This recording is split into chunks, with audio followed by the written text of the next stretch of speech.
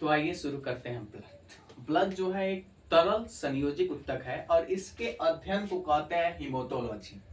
Blood का pH मान होता है 7.4 और एक सामान्य मनुष्य में 5 से 6 लीटर तक ब्लड होती है और एक पुरुष की अपेक्षा महिलाओं में 1 से आधा लीटर तक ब्लड कम होता है।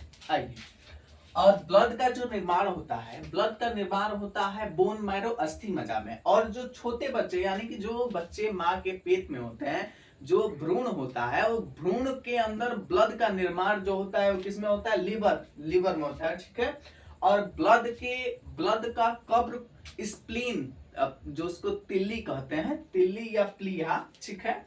तो ब्लड का कब्र बोलते हैं स्प्लीन या तिल्ली को। और ब्लड का जो स्टोर होता है वो किसमें होता है? स्प्लीन में ही होता है। और स्प्लीन को ही ब्लड बैंक बोलते हैं। ठीक है। अब देखिए, जो हीमोग्लोबिन है, हीमोग्लोबिन का निर्माण होता है Fe 4% यानी लोहा 4% लोहा और प्रोटीन 96% होता है। इससे हमारा हीमोग्लोबिन का निर्माण होता है। और हीमोग्लोबिन जो होता है पुरुष में 14 ग्राम और महिलाओं में 13 ग्राम होती है। इसी के वजह से पुरुषों की अपेक्षा महिलाओं में ब्लड कम होती है। आगे देखिए, अगर आप किसी पुरुष को एक मुक्का मारते हैं और किसी महिला को मारते हैं, उसी अंदाज में मारते हैं, तो क्या होता है कि पुरुष को महिला की अपेक्षा कम चोट लगेगी और महिला को पुरुष की अपेक्षा ज्यादा चोट लगती है, इसी कारण। ठीक है। आइए, अब देखिए, रक्त परिसंचरण की खोज जो है विलियम ने किया था। और ब्लड का कार्य है शरीर के तापमान को नियंत्रण रखना। ठीक है। और पोषण पदार्थ का परिवहन, O2 प्लस CO2 का परिवहन। देखिए, जो ब्लड का कार्य है O2 और CO2 को परिवहन, मतलब कि जो हमारा हीमोग्लोबिन हमारे शरीर के अंदर से CO2 को हृदय से होते हुए फेफड़ा तक लाता है। और जो O2 है वह फेफड़ा से उठाकर और हृदय से होते हुए हमारे पूरे शरीर तक क्या हीमोग्लोबिन पहुंचाता है। ये ब्लड का कार्य है। देखिए, जो उत्सर्जित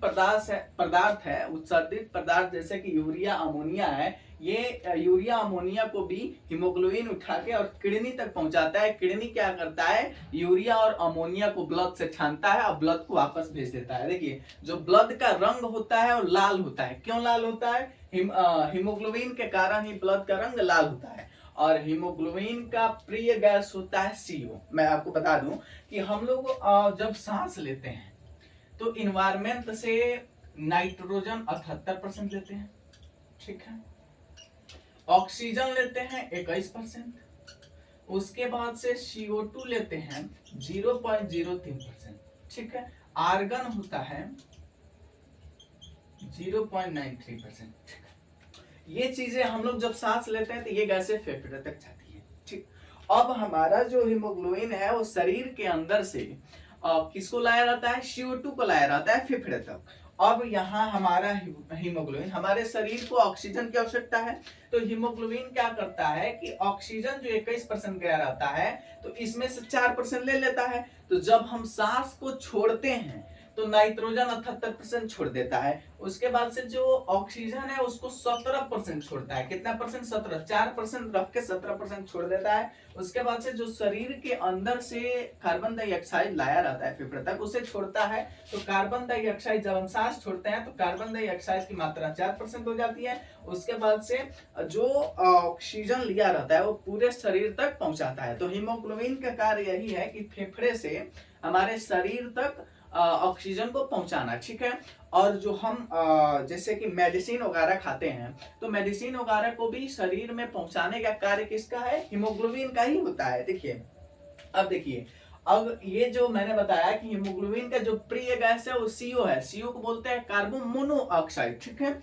अब देखिए, हमारे जो हीमोग्लोबिन है ये ऑक्सीजन को ले जा रहा था। अगर इन गैसों के साथ अगर CO भी मिल जाता है तो क्या करता है कि हीमोग्लोबिन क्या करता है? इस O2 को धोखा दे देता है। O2 को क्या करता है? ऑक्सीजन को धोखा दे देता है, छोड़ देता है। अब ये CO को उठा लेता है और हमारे पूरे शरीर तक पहुंचाता है। ठीक है। O2 को छोड़ देता है और CO को हमारे पूरे शरीर तक क्या करता है? पहुंचाता है। ठीक है। और क्योंकि इसको लगता है कि ऑक्सीजन से सुंदर कौन है? CO है। बात समझ में आ रहा है? तो यहाँ क्या ऑक्सीजन को छोड़कर और CO को पहुंचा देता है। अगर कोई भी रिश्ता गड़बड़ हो रही है तो इसका मतलब थर्ड पार्टी एंट्री मार चुका है। आपको चाय तब तक फीकी नहीं लगेगी जब तक आप रसगुल्ला नहीं खाएंगे। समझ में आया?